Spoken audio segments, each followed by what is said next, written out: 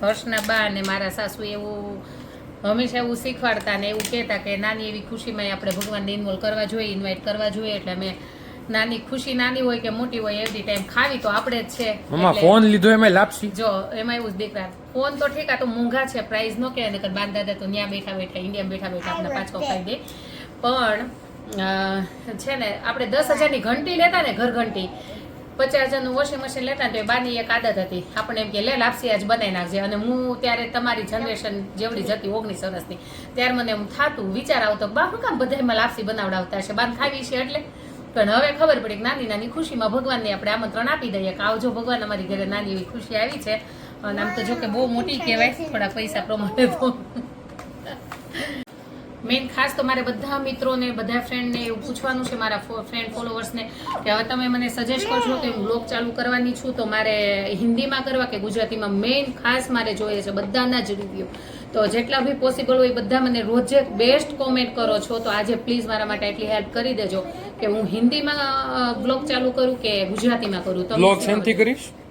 Blog this hello અને આમ હોય ને મારે શીખવાનું છે. હે ભગવાન. Hello friends, me Divya and she is નીરા.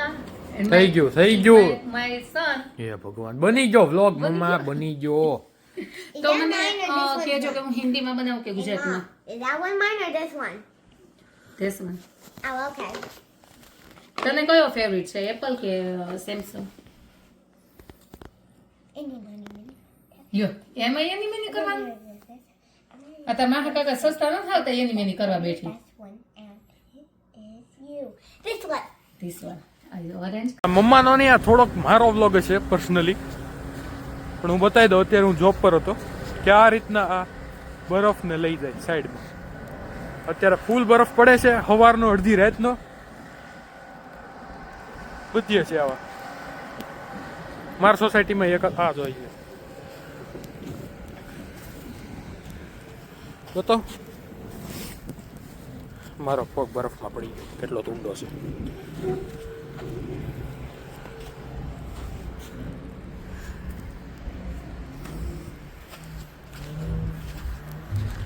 ફૂલ બરફ પડે, એસ્થેટિક.